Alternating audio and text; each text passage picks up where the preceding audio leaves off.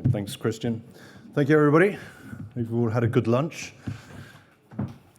Don't want to see anybody dozing off at the back there. So Pacific North or South, we are an emerging market house. We only do emerging market equities. The part which I am a partner and fund manager on is the North or South end. We are 49% owned by Pacific Asset Management. Pacific, that's a partnership which goes back to 2017, and it's been a very fruitful one. They've done an excellent job in raising assets for us. We are on the single manager part of that equation there, and we run, roughly speaking, around 4 billion of assets under management, spread across around 3 strategies, which is not bad for what we definitely consider to be ourselves as a boutique. That's the investment team. There's not very many of us. What is fairly consistent, though, is the fact that we're all fairly seasoned. I won't tell you what the average age is, but we had to employ 2 young people at the bottom there quite recently in order to bring it down. Good for the health insurance premiums. So Matt is what you would definitively call an emerging market veteran. He's the founder. He's been doing it since it basically started as an asset class back in the late 80s. There's a lot of relationships here have actually been going on for decades. I've known him for 30-odd years. But the important thing to actually understand is the fact that we have basically seen every single emerging market cycle that there's been since it was an investable asset class. Now, we've heard a lot about individual stocks today. What I would certainly actually want to highlight and differentiate as we work in emerging markets is the fact that it's very, very important to have a framework, a very solid framework as to how you actually evaluate stocks in the value category when you're looking at emerging markets. We've got a lot of different countries which we look at. I mean, it's 27 or so countries which you can invest in, many of which with very, very different profiles in terms of inflation, in terms of their economic profile, growth, et cetera, et cetera. And so we have to be able to look at the same type of company on a level playing field across all 24 time zones. As such, we still feel that value is the factor which will outperform over time. We've got nothing against growth investing. We like growth. Growth is what you need in order to actually get those compounding of returns. That's the whole point of investing in equities. But it also means to say the fact that often people can make mistakes when they're investing in growth in EM. One of the big differentiators that you've got to draw when you're talking about equities in EM is differentiating between real earnings and nominal earnings. Okay, and so that's one of the main reasons why we spend a lot of time comparing our equity investments relative to the local fixed income. Because we have to think of ourselves almost like a local investor, constantly evaluating whether or not the equities that we are potentially investing in look like they're good value relative to the local risk-free, the local 10-year bond. The other thing which we have to also consider is that there's a lot of emerging market-specific risks. Those can be idiosyncratic risks as well as systematic risks. And so that we clearly have to actually be appropriately compensated for the potential upside when we're talking about this, when we're working in EM. So in aggregate, what we're looking at is real risk-adjusted rates of return when we're talking about equities in EM. Okay, we have a fairly standard approach to this. You'll have already seen the bottom left-hand schematic.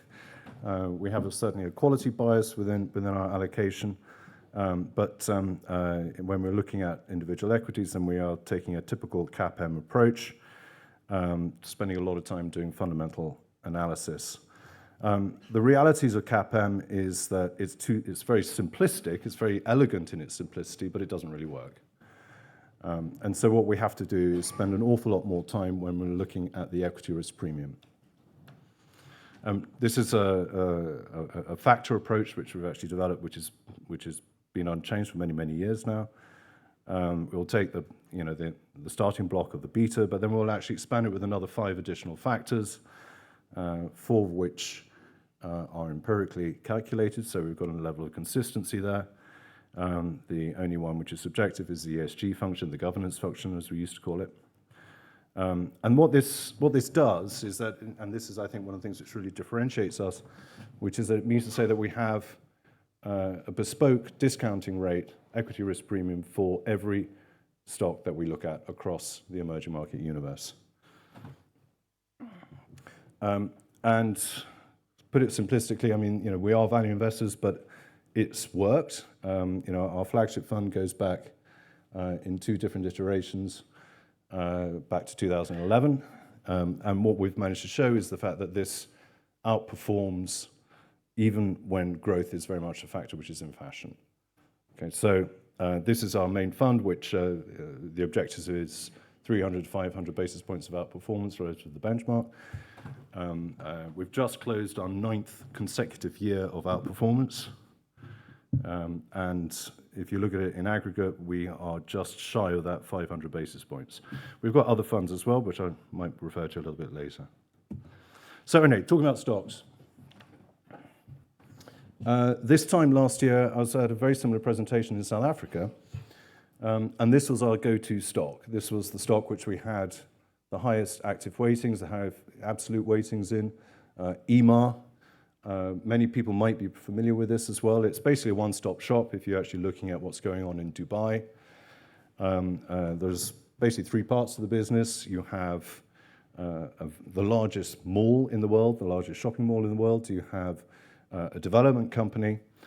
You also have the Burj Khalifa, the tallest building in the world, but that doesn't really contribute much to the valuation. But everything in terms of our valuation criteria was screaming a buy. Not only was it on very cheap multiples, but it was net cash on the balance sheet. The development side of the business has been completely transformed in recent years. I think we're all familiar with what's been going on in terms of net migration into Dubai. But what had changed was the dynamics of actually owning property.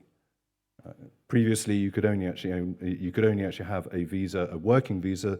About 5 years ago, they changed it so you could actually have a golden visa, as they called it, a 10-year visa. And that made a significant inflection in terms of the logic of actually owning property. In addition to all of the above, it was yielding 6%. It had 15 years of land bank. And last year, they had a phenomenal year on the development side. The company was recording 60% GP margins. For a developer, I'm sure many people are familiar with developers. I mean, 60% GP margins is an extraordinary number. Most would be happy with 20. So towards the end of last year, the 6% yield suddenly turned into a 12% yield over lunch on a Friday afternoon when the board decided to actually up the dividend. One of the idiosyncrasies of the Dubai market is the fact that all stocks converge on a 6% yield. So we had 2 consecutive days of 15% moves, which are limit up, to close the year with a 70% return. That was definitely one of our favorite stocks of last year. Just turning now to looking forward in terms of the broader emerging markets. We've got a lot of questions about how is EM looking relative to developed markets. One of the nice things about 2025 is that we're off to a good start. It's the first time that EM is actually outperforming DM for a very long time. Probably at the end of this afternoon it'll be even better. But here looking at implied equity risk premiums, basically what your earnings yield is giving you relative to your fixed income yield. And I think it's quite an interesting one because what we've seen sequentially over the last few years is the fact that EM, you are definitely being paid to hold it. Okay, and this is interesting also because this is across the whole of EM. It's we have some errant countries within that portfolio, countries like Brazil and Mexico, where you've got very, very high real yields. But nevertheless, in aggregate, we're still getting 3%, which is a pretty good figure, certainly compared to what you're getting in the US. And then if you're looking at it more in terms of a valuation metric, just a relative valuation, here looking at PE relative to, again, the S&P. This spread, has sequentially been moving wider and wider over the last few years, which is unwarranted, really. I mean, one of the things which is quite interesting, which we've noticed in our portfolios in recent times, is, again, looking at the aggregate cost of capital, the sovereign cost of capital. It's been normalizing with developed market rates. I mean, what we always used to say was the fact that EM should trade at a discount to DM. There's no reason why it should trade at a premium, partly because of that. You know, if you turn the clock back to 2000, there wasn't a single country where the sovereign cost of the 10-year rate was below the US.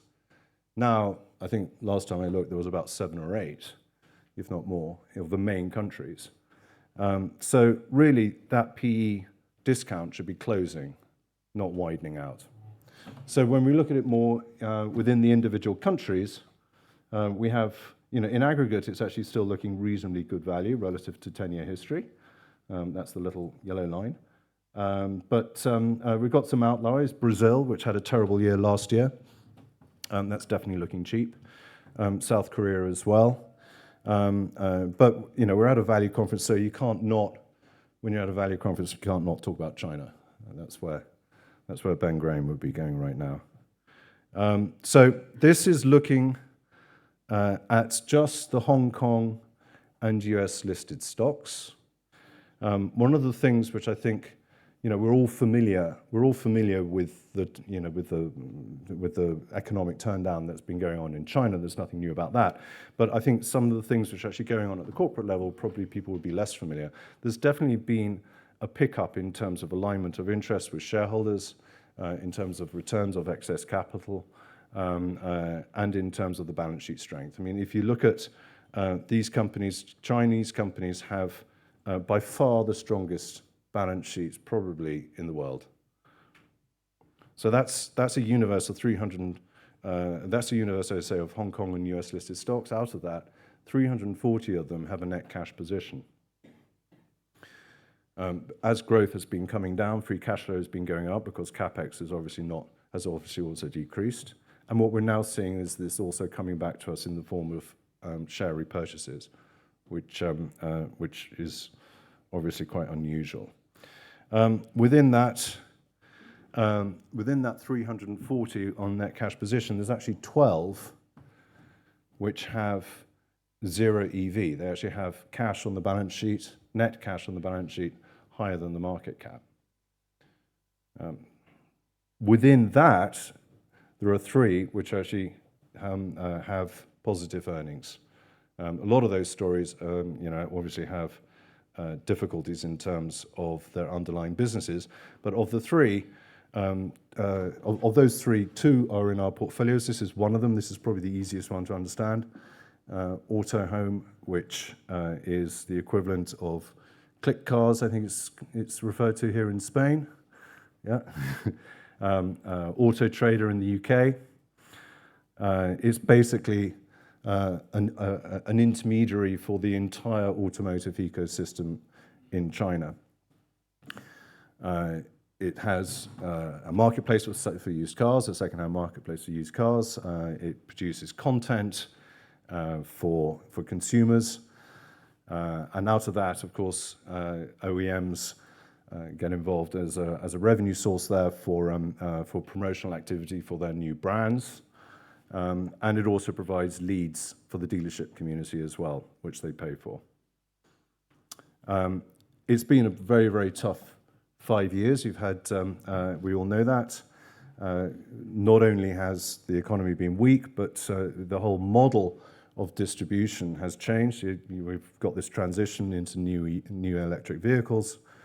There are 95 brands in China in the NEV space, all of whom have decided that they want to go the Tesla route and go direct. So they've had a really, really tough time. But nevertheless, you know, they've come up with innovative new ways to market to particularly third-tier cities. Down in the bottom left-hand corner there, you can see what is a holographic viewing studio, so that people can go and actually make assessments on the individual individual cars, and for which they will actually generate revenue. The interesting thing about this company, though, is that throughout this whole period, the last 5 years, where things have been really tough and are now bottoming out, they have managed to actually maintain a free cash flow positive position. Sales are down, but throughout this whole period, I don't know whether you can see it. Okay, that doesn't really work either. But free cash flow has continued to be positive, and it has accumulated on the balance sheet to the extent that now you have your market cap, which is covered by cash. What is quite interesting is also that there's been an inflection in terms of the orientation towards returning that cash to shareholders.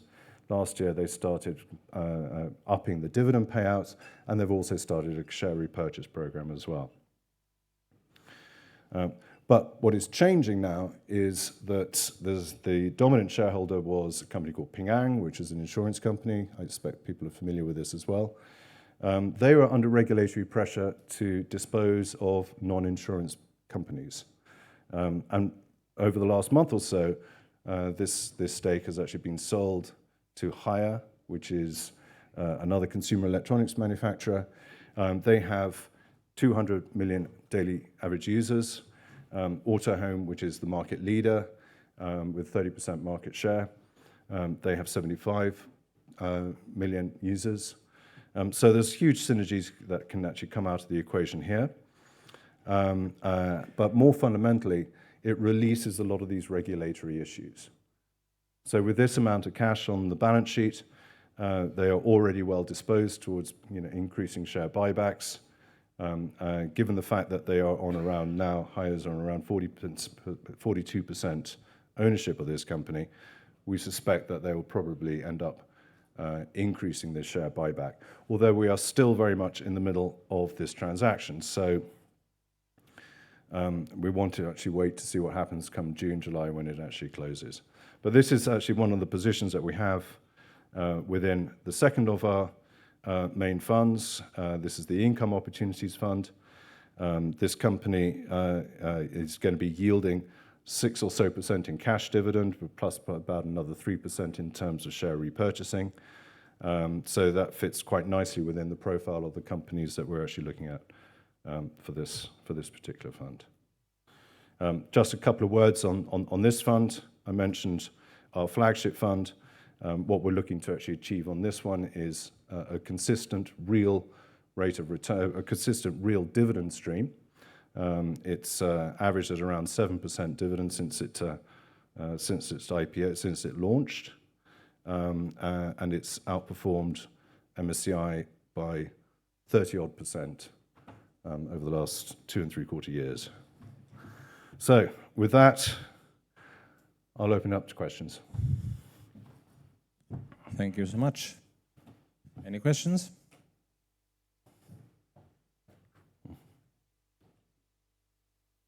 Yeah, that's about that.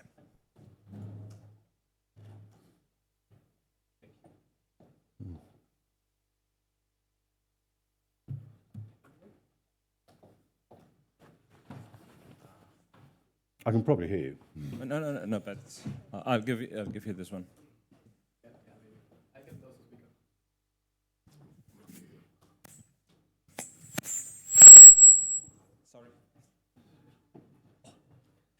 Thank you. It was a great presentation. May I ask what I saw from a revenue and earnings and free cash flow perspective? Do you expect that to inflect upwards? Because to me, that trend looks quite worrying, or should I say it's not exactly a growth trajectory. And my question is whether you have any expectations about fundamentals turning up and growth coming back, or is this a capital distribution play from here, and it's roughly flat expectations? Yeah, no, it's a good question. The simple answer is yes. What we've seen this year is, over this last year, is a bottoming out in terms of that erosion, that overly competitive marketplace within the auto sector. They've also now transitioned some of the distribution models. So I was mentioning about the NEVs wanting to go direct. They're now actually coming back to slightly more traditional models as well. So this is the first year that we're likely to see earnings growth. I think the other important point really is the synergies that you're likely to get with Hire if everything goes well in this in this merger. They are very competent in their online activity, so we're hoping to actually. I think the important thing though is the fact that with this particular idea, we've got a lot of stuff in EM which is very, very cheap right now. This is optically daft. I mean, you're basically getting the entire company for free. And what's changed over the last year or so is the fact that you are now being paid to actually hold it. So I think I'd be more worried about the top line if they had started to actually lose their market share with the other competitors. There's only 2 other competitors, and they're actually quite strong competitors. They're both backed by familiar names, by ByteDance and Tencent. But competition amongst those 3 has eased as well. So it's a fairly consolidated picture in terms of the competitive landscape, and we feel as though the underlying market is generally improving. It's not going to suddenly revert, but frankly speaking, if I was an investment banker with advising this company, then you would just up the you would up the buyback to, I don't know, 15%, and then wait for the earnings to improve too.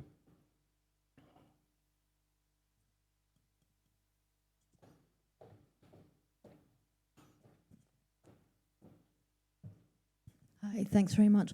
Within your emerging market process, you've had relative to emerging markets, very good performance. With the benefit of hindsight, did you get out of China before it crashed? Did you have better opportunities and therefore you weren't in China? Because if you had a high weighting in China, you can't make 7% in the last 10 years, I think. It depends what you're in. I mean, the obvious equivalence here is this fund here. I mean, you'll notice in the first months that dip in the market. I mean, it doesn't look like much there, but it's a 10% drop. Most of that was down to China. Still had 20% of that portfolio in China. I think again, it actually inflects back to what I was saying at the earlier stages, which is that people actually think of China very much as a growth market, and so have overpaid for it historically. This has evolved over time. At this particular stage, then you could actually invest in very attractive SOE type stocks, which are very attractively priced, very strong balance sheets, very good yields. We were getting 10% yields in those kind of companies at that stage. Very boring companies. But I think China has gone through a number of different phases, and over the last few years, I mean, we're just coming out of it now, but we had obviously a phase when it was very austere for private sector companies. I mean, this is obviously the Jack Ma period. And I think that's actually bottoming out now, and we're certainly sort of seeing smoke signals coming through from various quarters that the private sector is being a lot more supported by policy than it used to be. But I mean, clearly the Chinese exposure didn't help, but we still managed to still outperform them. Anybody else? There's one question there.